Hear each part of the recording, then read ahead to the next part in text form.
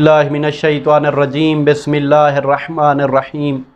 الحمد للہ والصلاة والسلام علی اہلہا اما بعد۔ آج میں آپ کے سامنے رمضان المبارک کی 13، 14 اور 15 کی راتوں کے مخصوص اعمال بیان کروں گا۔ ویسے تو یہ وہ بابرکت مہینہ ہے جس میں ہر عمل کی ایک خاص فضیلت ہے، مگر اس مہینے میں چند مخصوص راتیں ایسی ہیں کہ جس میں عمل کی بہت زیادہ فضیلت ہے، جیسے شب قدر کی راتیں ہیں، 19 کی رات ہے، 21 کی رات ہے اور 23 کی رات ہے۔ اس کے علاوہ چند اور مخصوص راتیں ہیں جس میں عمل کی بہت زیادہ تاکید کی گئی، وہ 13، 14 اور 15 رمضان المبارک کی راتیں ہیں، جنہیں شبہائے BAIZ بھی کہا جاتا ہے، یعنی روشن راتیں۔ ان میں عمل کی بہت زیادہ فضیلت ہے، اور روایت میں آیا ہے کہ جو شخص بھی ان 3 راتوں میں یہ اعمال انجام دے گا تو اللہ رب العزت اس شخص کے تمام گناہ معاف فرما دے گا سوائے شرک کے۔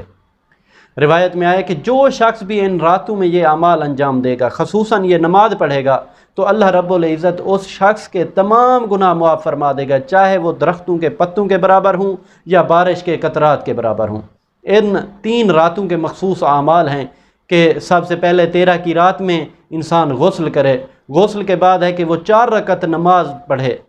وہ 4 رکعت 2 رکعت کر کے پڑھے، اور ہر رکعت میں سورہ الحمد کے بعد 25 مرتبہ سورہ اخلاص کی تلاوت کرے۔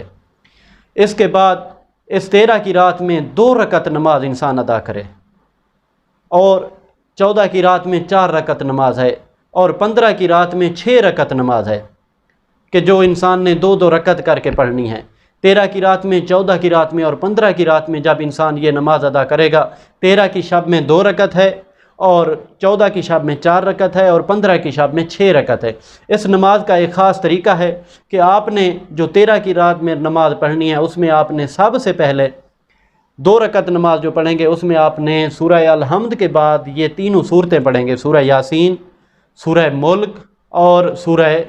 اخلاص۔ اور اس کے بعد 14 کی رات میں آپ جو 4 رکعت نماز پڑھیں گے، وہ بھی آپ نے 2 رکعت کر کے پڑھنی ہے، اور ہر 2 رکعت کو اسی طریقے کے ساتھ پڑھنا ہے کہ سورہ الحمد کے بعد آپ نے ہر رکعت میں سورہ یاسین پڑھنا ہے، سورہ ملک پڑھنا ہے اور سورہ اخلاص پڑھنا ہے۔ اس طرح 14 کی رات میں آپ نے یہ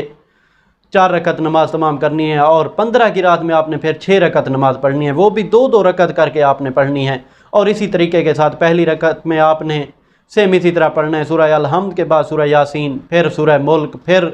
سورہ اخلاص۔ اسی طرح آپ نے یہ 6 رکعت نماز 2 کر کے پڑھنی ہے۔ جو شخص بھی اس طریقے کے ساتھ یہ نماز ادا کرے گا تو اللہ رب العزت اس کے تمام گناہ معاف فرما دے گا سوائے شرک کے۔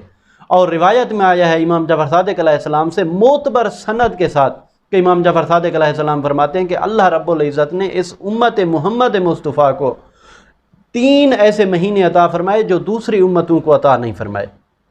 مولا فرماتے ہیں رجب، شعبان اور رمضان 3 ایسے مہینے ہیں جو دوسری امتوں کو عطا نہیں ہوئے، یہ فقط امت محمد مصطفیٰ صلی اللہ علیہ وآلہ وسلم کو عطا ہوئے۔ اس کے بعد صادق آل محمد فرماتے ہیں 3 ایسی راتیں ہیں جو اللہ رب العزت نے فقط امت محمد مصطفیٰ صلی اللہ علیہ وآلہ وسلم کو عطا کی ہیں، دوسرے کسی نبی کی امت کو یہ راتیں عطا نہیں کی۔ مولا فرماتے ہیں کہ وہ 13، 14 اور 15 کی راتیں ہیں۔ اس کے بعد مولا فرماتے ہیں کہ اللہ رب العزت نے 3 ایسی صورتیں اس امت محمد مصطفیٰ صلی اللہ علیہ وآلہ وسلم کو عطا کی جو دوسرے کسی نبی کی امت کو عطا نہیں کی۔ مولا فرماتے ہیں وہ سورہ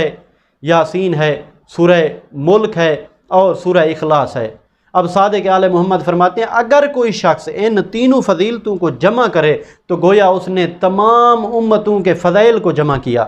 تو صحابہ نے عرض کی مولا اے فرزند زہرا، آقا و مولا، ہم کس طرح ان کو جمع کریں؟ تو مولا فرماتے ہیں کہ آپ ان 3 مہینوں میں رجب، شعبان اور رمضان کی 13 کی رات میں آپ نے 2 رکعت نماز پڑھنی ہے، اور ان 2 رکعت میں آپ نے ان تینوں صورتوں کو پڑھنا ہے۔ سورہ الحمد کے بعد آپ نے سورہ یاسین پڑھنی ہے، سورہ یاسین کے بعد سورہ ملک، اور سورہ ملک کے بعد سورہ اخلاص، یہ آپ نے 2 رکعتوں میں پڑھنا ہے 13 کی رات میں۔ پھر مولا فرماتے ہیں کہ ان 3 مہینوں کی جو 14 کی رات ہے اس میں آپ نے 4 رکعت نماز ادا کرنی ہے، اور 2 رکعت کر کے اس کو آپ نے پڑھنا ہے، اور اس کی بھی ہر رکعت میں آپ نے سورہ الحمد کے بعد سورہ یاسین پڑھنی ہے، سورہ یاسین کے بعد سورہ ملک، اور سورہ ملک کے بعد سورہ اخلاص آپ نے پڑھنی ہے۔ اس طرح یہ 2 رکعت کر کے آپ نے 4 رکعت پڑھنی ہے۔ پھر مولا فرماتے ہیں کہ 15 کی رات میں، ان 3 مہینوں کی جو 15 کی رات ہے اس میں بھی انسان 6 رکعت نماز پڑھے، اور ہر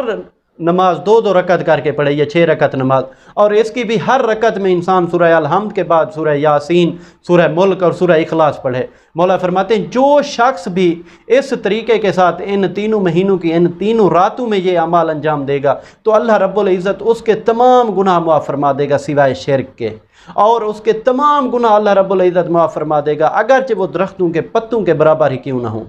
اور بارش کے قطرات کے برابر کیوں نہ ہوں۔ صادق آل محمد فرماتے ہیں، اور خصوصاً اس کی تاکید یہ رمضان میں زیادہ ہے کہ اگر انسان رمضان میں بھی پڑھتا ہے تو اس کو یہ تمام ثواب عطا ہوگا، اور اس کے علاوہ فقط یہ رمضان کے ساتھ بھی خاص نہیں ہے بلکہ تینوں مہینوں میں اس کی تاکید کی گئی ہے کہ انسان رجب میں بھی پڑھے، شعبان میں بھی پڑھے اور رمضان میں بھی پڑھے۔ اگر کوئی شخص رجب میں نہیں پڑھ سکا، شعبان میں نہیں پڑھ سکا، تو وہ خصوصی طور پر رمضان المبارک میں ان شبوں میں یہ اعمال انجام دے تاکہ اللہ رب العزت اس کے تمام گناہ معاف فرما دے۔ اور دعا ہے کہ اللہ رب العزت ہمارے تمام گناہ معاف فرما دے اور ہمیں اپنے تمام واجبات ادا کرنے کی توفیق عطا فرمائے اور محرمات سے بچنے کی توفیق عطا فرمائے۔ یہ جتنے اعمال ہیں ان کی بہت زیادہ تاکید ہے، آپ نے خصوصی طور پر یہ اعمال انجام دینے ہیں رمضان المبارک کی 13 کی شب میں، 14 کی شب میں اور 15 کی شب میں۔ خصوصیت کے ساتھ آپ نے 13 کی شب میں یہ غسل انجام دینا ہے، 2 رکعت نماز پڑھنی ہے، 14 کی رات میں 4 رکعت نماز اور 15 کی رات میں 6 رکعت نماز۔